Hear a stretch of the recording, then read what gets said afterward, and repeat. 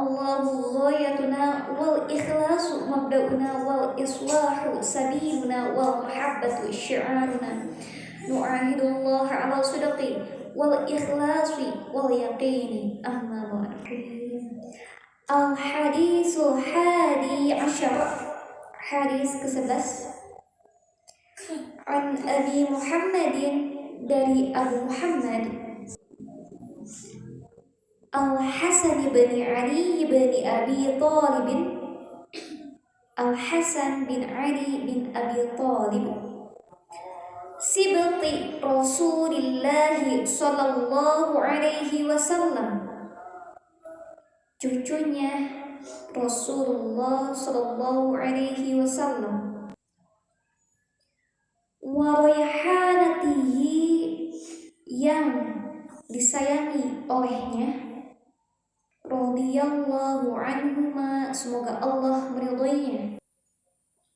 Qala, berkata, hafiztu, aku hafal, mir Rasulillahi sallallahu alaihi wasallam, dari Rasulillahi sallallahu alaihi wasallam, da'ma yaribuka, tinggalkanlah yang meragukanmu, ila ma la yaribuka, lalu ambillah yang tidak meragukanmu. Rawahu Tirmizi, diriwayatkan oleh Imam Tirmizi, wan Nasa'i, dan Imam Nasa'i. Wa qala at-Tirmizi, berkata Imam Tirmizi, hadisun hasanun, ini adalah hadis hasan. Penjelasannya, hadis ini diriwayatkan oleh Al-Hasan bin Ali bin Abi Talib radhiyallahu anhu. Siapa Hasan itu? Cucunya dari Rasulullah sallallahu alaihi wasallam, dari jalur anak perempuan, makanya disebut sibti. Kalau misalkan dari anak cucu laki-laki disebut hafid. Sibti.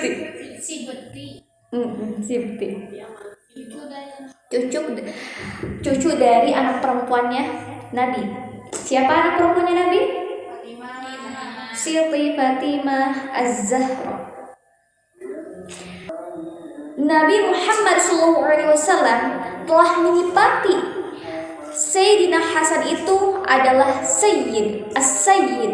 Beliau bersabda, inna bani hadza sayyidun, sesungguhnya anakku ini adalah sayyid, pemimpin.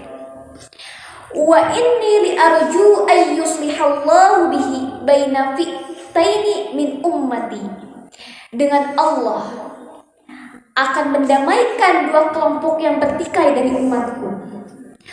Wa li'annallaha ay yusliha bihi baina fi'taini minal muslimina azimataini, semoga Allah memperbaiki lewatnya dua kelompok besar yang bertikai. Rawahu Abu Daud.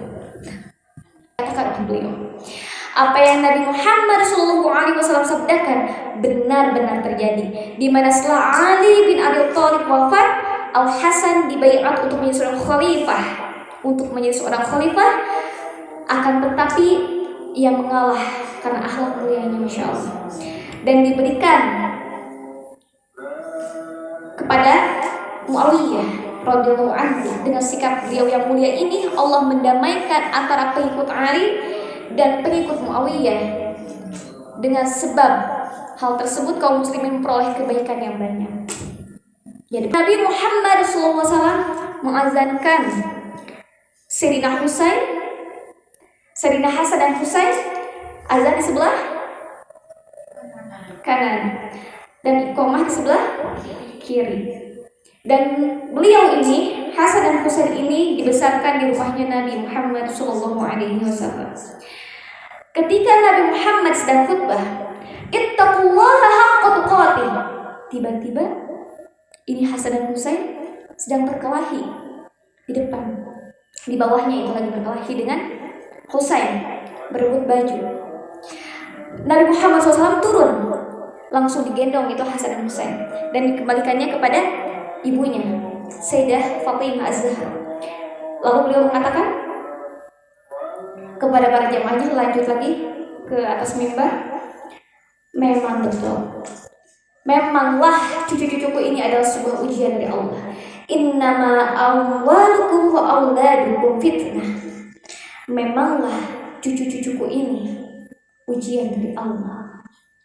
Betapa menyayanginya Nabi Muhammad SAW kepada Sayyidina Hasan dan Husain.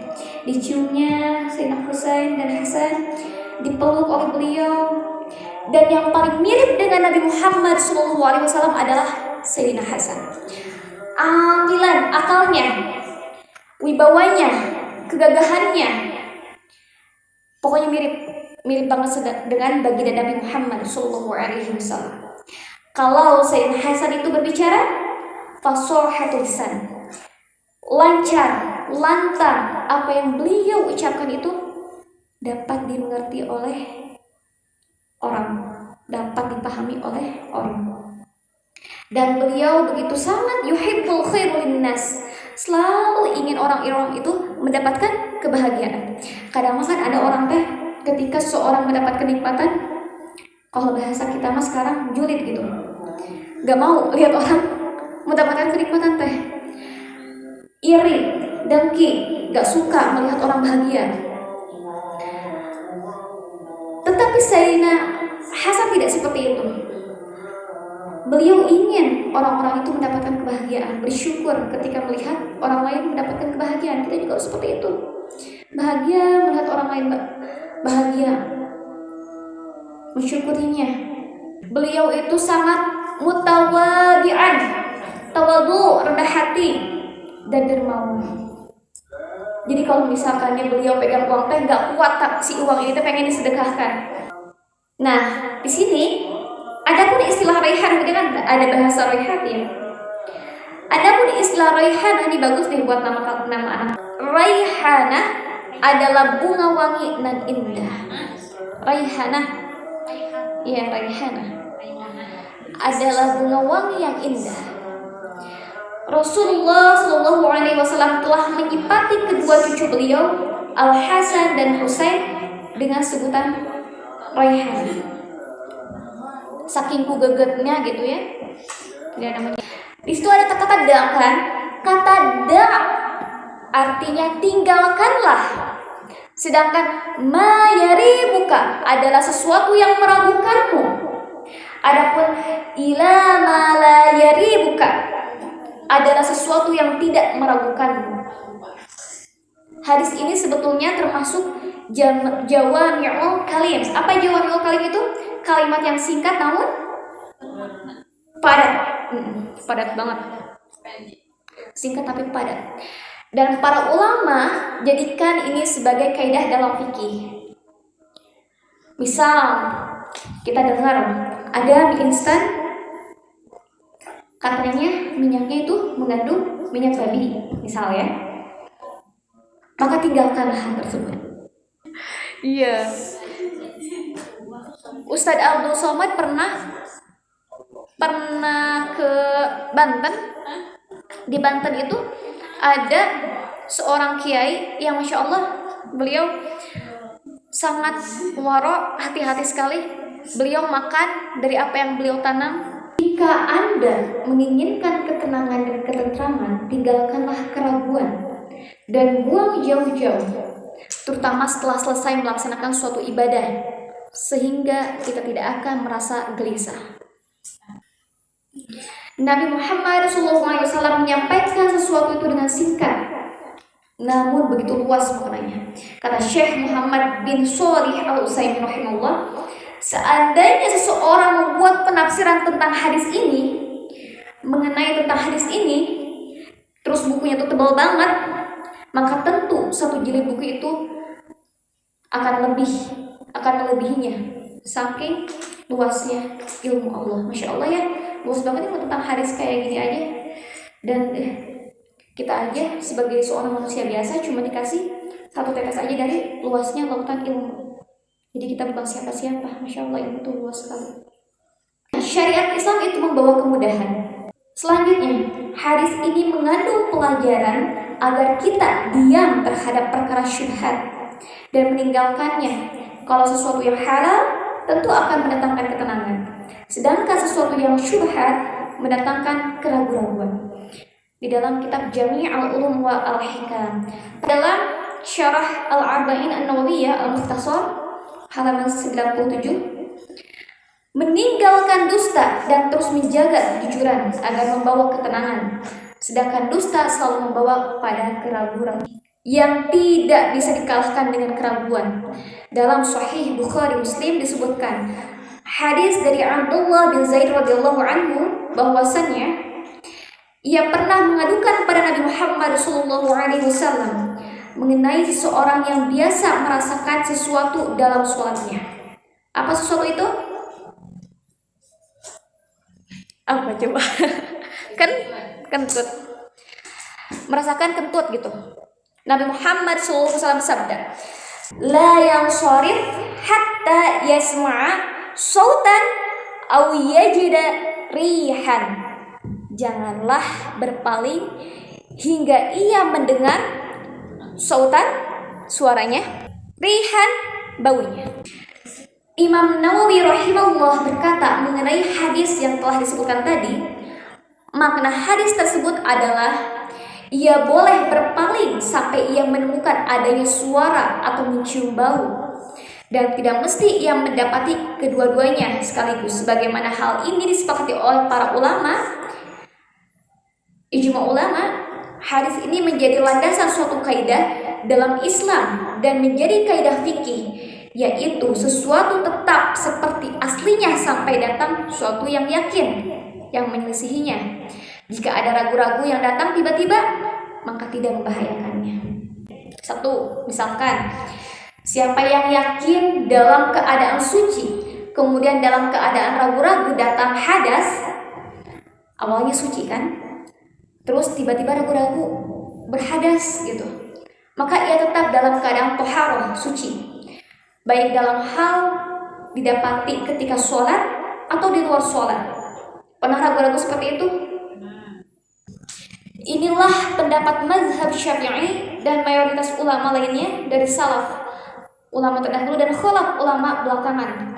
Demikian kata Imam Nawawi rahimahullah sebagaimana dalam syarah Sahih Muslim. Atau anak pernah dengar yang hudu itu saking mangmangnya sampai si air bak itu habis gitu karena terus-terusan hudu. Sok bayangkan, karena syaitan tuh kayak mengganggu terus menerus gitu kan ya. Misalkan gini, kalian sholat, ini rakaat berapa ya? Ini rakaat berapa? Sering kayak gitu ya. Asa udah 3 rakaat, asa ada 4 rakaat gitu. Misal kayak gitu ya. Ada yang seperti itu. Ada seorang yang telah selesai sholat, lantas ia ragu-ragu apakah mengerjakan sholat zuhur itu tadi 3 rakaat atau 4 rakaat. Keraguan seperti ini tidak perlu diperhatikan. Asalnya sholat adalah sah. Selama tidak datang yakin, kalau ia mengerjakan sholat 3 rakaat, kalau memang yakin baru 3 rakaat, maka ia menambah lagi rakaatnya. Jadi kalau misalkannya kita yakin, jika datang benar tadi 3 rakaat, tambah lagi 1 rakaatnya, yang keempat. Selama jedanya tidak lama, jangan jedanya kita udah beres-beres, udah ngepel, udah sapu baru ingat, nggak mungkin kan kayak gitu. baru 3 rakaat kayak gitu. Di dalam syarah Arba'in An-Nawawi dengan sujud sahwi, tambah lagi dengan sujud sahwi, dan kemudian tutup dengan sujud sahwi. Kapan dilaksanakan sujud sahwi?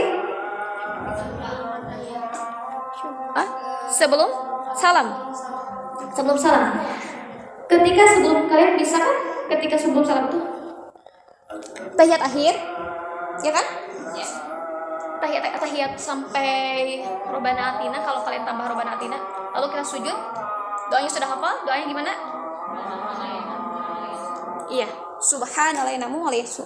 Atau bisa juga subhanaman la yashu wa la yanamu, dibalikkan gitu. Bisa. Maha suci zat yang tidak lupa dan tidak tidur.